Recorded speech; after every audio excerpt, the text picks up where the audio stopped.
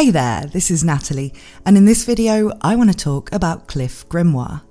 Cliff is a Mushoku Tensei character who hasn't yet appeared in the anime, but who we'll see make his debut very soon in the upcoming OVA, about Eris's adventures the day she went off to slay goblins, which happened while Rudeus was first reuniting with Paul in Milichon.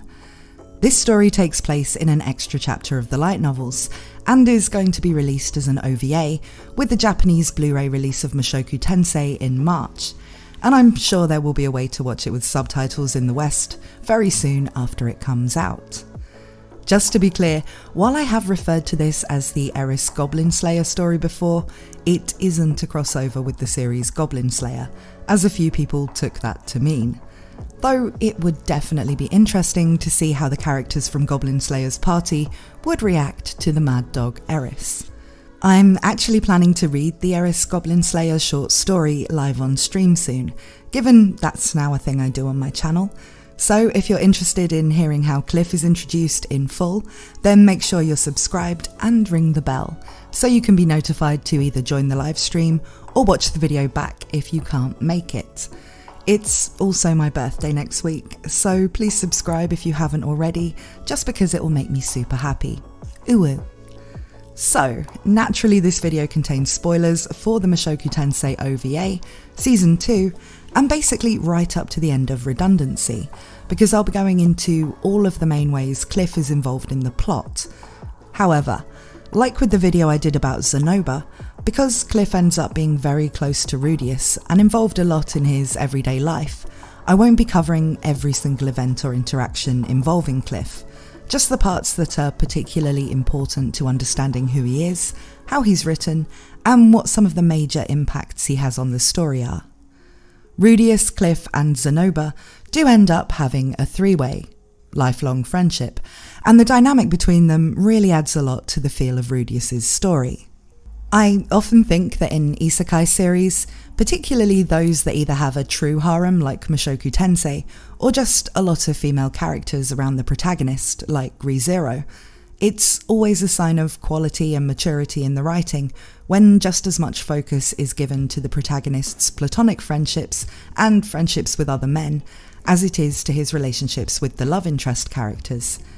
Even in a wish fulfillment type scenario, it's important to remember that most people would wish to have some interesting, reliable friends, as well as romantic and sexual partners, and in stories that focus a lot on the main character's development, forming important bonds with friends and learning to rely on them can be an almost endless source of character growth opportunities. Not only that, but these types of friendships, like Subaru with Otto and Garfield in Re:Zero, and as we'll see in Mushoku Tensei from Season 2 onwards with Rudeus, Zenoba and Cliff, are just entertaining, enjoyable and often relatable. I feel like in some isekai series, the author might take the approach when adding new characters of, if the person in this role could be another cute girl who could fall for the protagonist, then it's a missed opportunity for another more marketable waifu character if they instead make them a bro for the MC.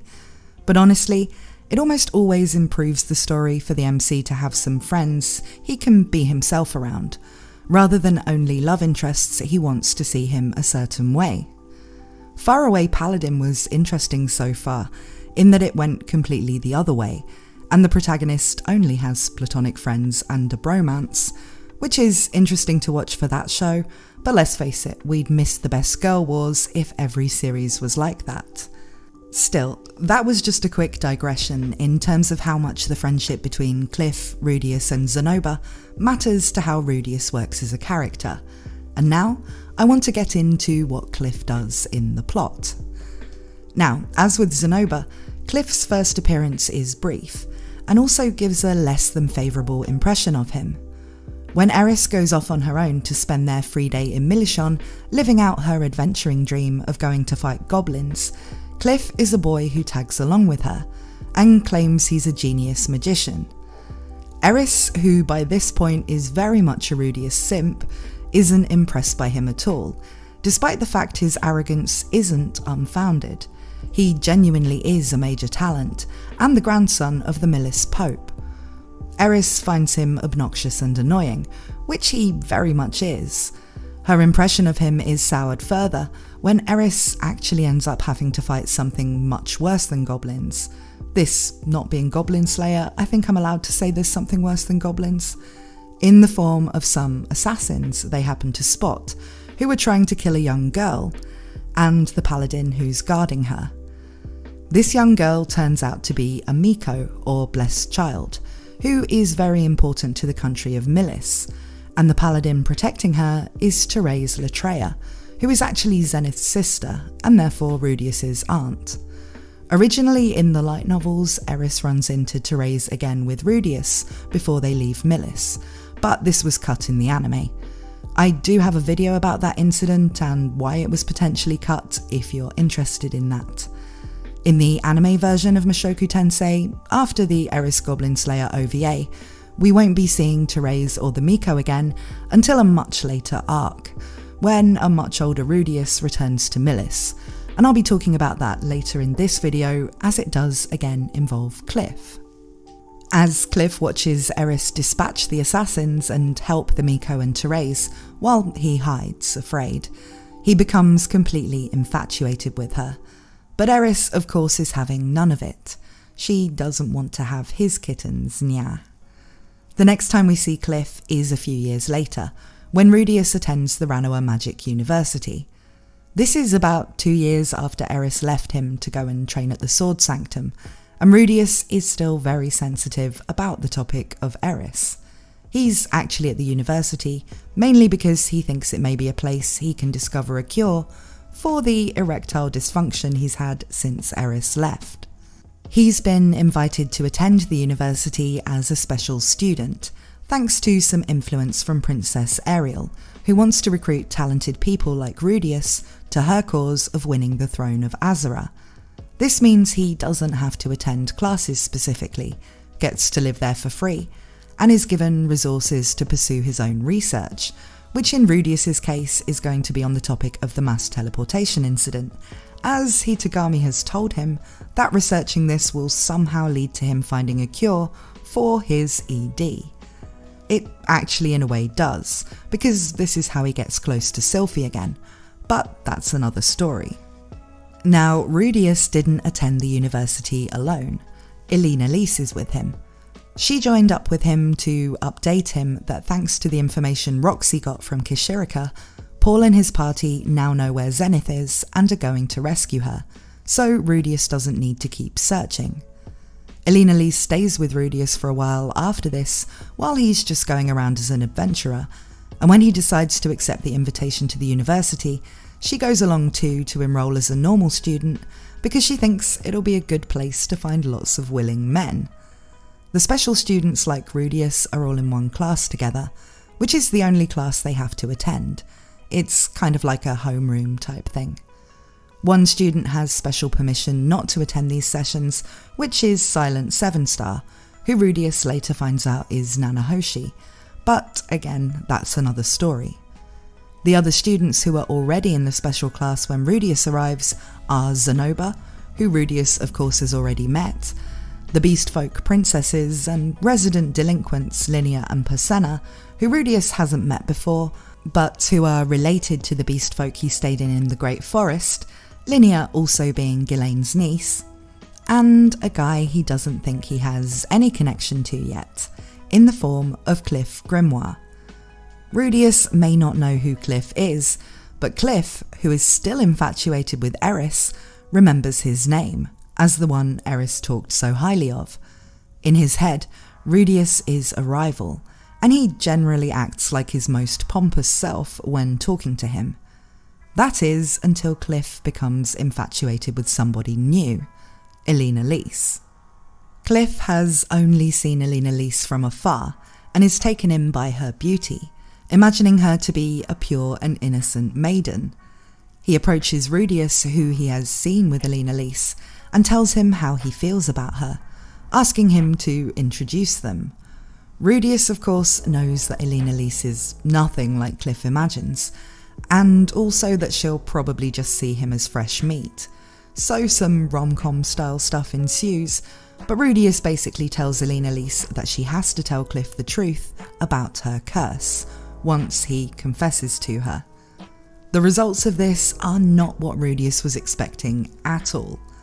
Cliff is so moved by the hardship that Elena Lise must suffer because of her curse that he vows to cure her and asks her to marry him.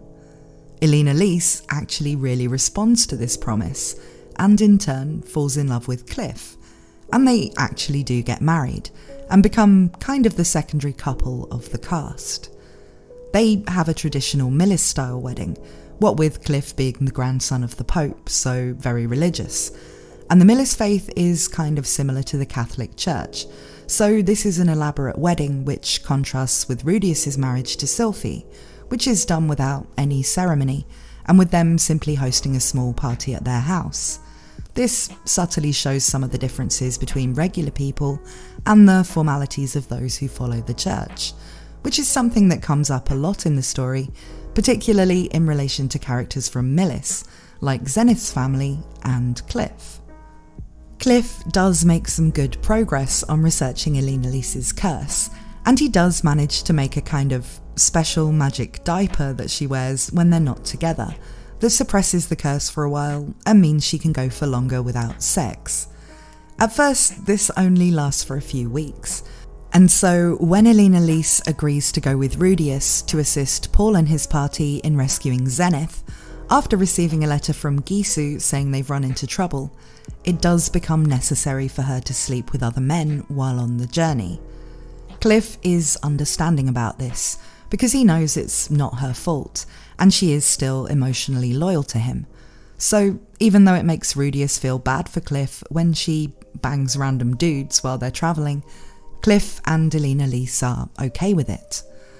Later, he's able to extend the effects of the magic panties to last for about a year. Cliff never, at least that we know of in Mushoku Tensei and Redundancy, finds a full cure for Elena Lise's curse. But if you've watched my videos about Elena Lise or Old Dragon's Tale, then you can probably see why her curse may actually become useful in the sequel. Cliff is human. Well, technically his mother was a hobbit, but they have human lifespans, and he's close in age to Rudius. But Elena Lise is a full, long-lived elf, so the sequel will probably be after Cliff's death. Cliff and Elena Lise's son, Clive, who is of course a half-elf, ends up marrying Rudius and Sylphie's first child, Lucy. And yes, with Sylphie being Elena Lise's granddaughter, that does mean that Lucy's great-grandmother is also her mother-in-law. But that's just what family trees are like in this setting. These two probably get the least interesting story of any of the Greyrat children as far as Redundancy goes, so I could see them ending up getting a lot more focus in the sequel. Still, Cliff's aims in life are not only to cure Elena Lise's curse and be a good husband to her, as well as a good father to Clive, but also to pursue a career in the church, eventually hoping to succeed his grandfather as the new pope. He therefore keeps his marriage to Elena Lise a secret from the church, who he moves back to Millis to work for after he graduates from the Magic University. He keeps his wife a secret not because of her curse and any reputation she might have, but because she's an elf, and the Millis Church is internally divided when it comes to how they view non-human races. He aims to steer things in a direction where his relationship with Elena Lise will be accepted, but that will take time.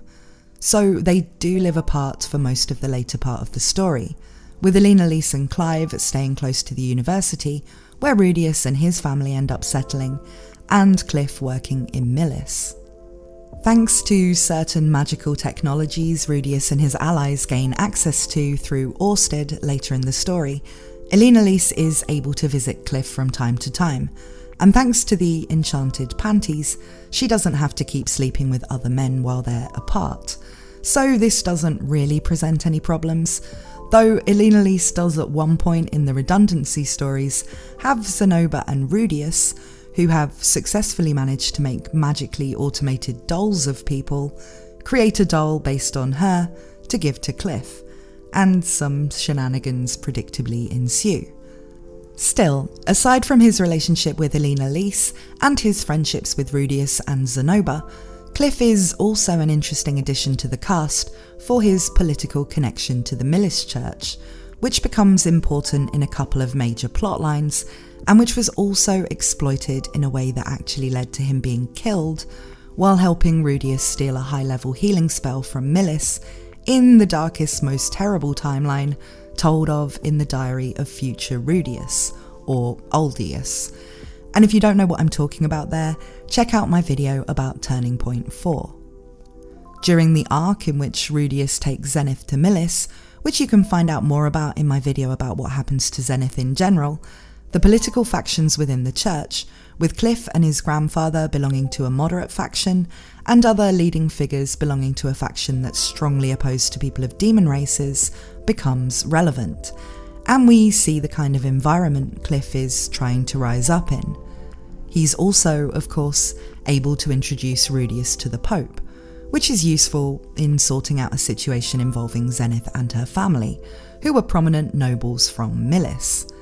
Again, I won't go into this plotline any further as it's all explained in the Zenith video and only indirectly relates to Cliff.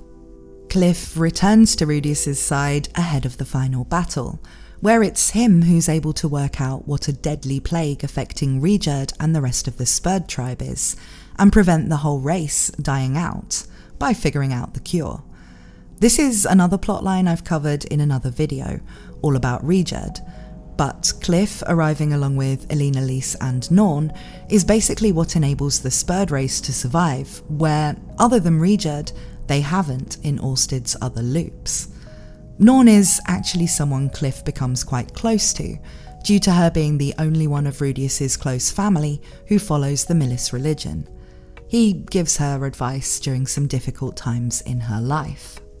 To add to his achievements throughout the story, Cliff's talent with magic impresses even Orsted, and Cliff agrees to use his research into suppressing Elena Lise's curse to also develop a way to suppress Orsted's curse of being hated by everyone. He designs a helmet he can wear that allows other people to tolerate being around him. Cliff also receives a demon eye, like Rudius, during one arc of the story, and his is a demon eye of identification, which he masters and puts to a lot of use.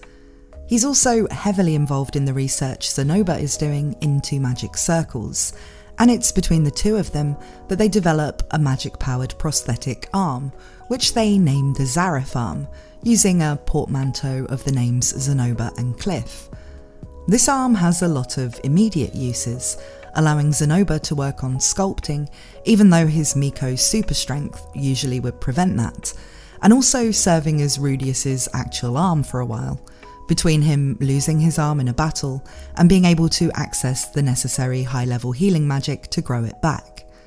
By the end of the story, they're actually selling this kind of arm and similar other prosthetics as an affordable option for people who've lost body parts. The research into this also feeds into Zenoba's development of fully autonomous dolls and Rudius's magic armour, as well as some of Nanohoshi's research, so Cliff's intelligence and talent really have quite a lot of effects on the world and people of the story. Personally, I really like Cliff as a character. Like most of the main cast, with very few exceptions, he's someone who starts out seeming like someone you couldn't possibly enjoy having around, and yet he grows and develops, and you see all of these other sides to him through the story that make you just really appreciate him. This may sound like what's supposed to happen in a story, people developing and changing, but what I think is interesting with characters like Cliff and many others in Mushoku Tensei is that he still has the flaws in his personality that made him initially unlikable all the way through. The pompousness, the seeing himself as smarter and more talented than everyone else. Cliff doesn't have one moment of redemption where he becomes a new and humble man. Coming to like him is just as much about getting to know that there's more to him than just the annoying traits.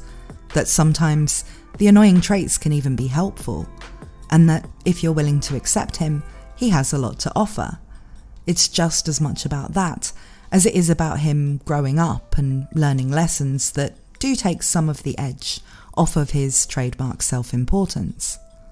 Rudius never stops being kind of pervy, Zinnober never stops finding it hard to relate to other people, and Cliff never stops thinking he's literally God's gift.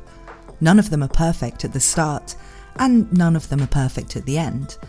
And this, to me, is good writing. So many people think character development is all about filing off every imperfection a character has through the experiences they have in the story, but that's not realistic. And it leads to characters feeling arced out after a certain point, where their story feels finished, and any further time devoted to them is less interesting, because the rest of the story will be about maintaining their status quo, or them relapsing back into bad behaviours that have already been resolved, just so they can have something to overcome again. Still, that's really what I have to say about Cliff Grimoire, but what do you guys think? Let me know in the comments. Thank you as always to my supporters on Patreon, and to all of you who watch my videos and subscribe to my channel. Thanks for watching this one, and I hope to see you again very soon.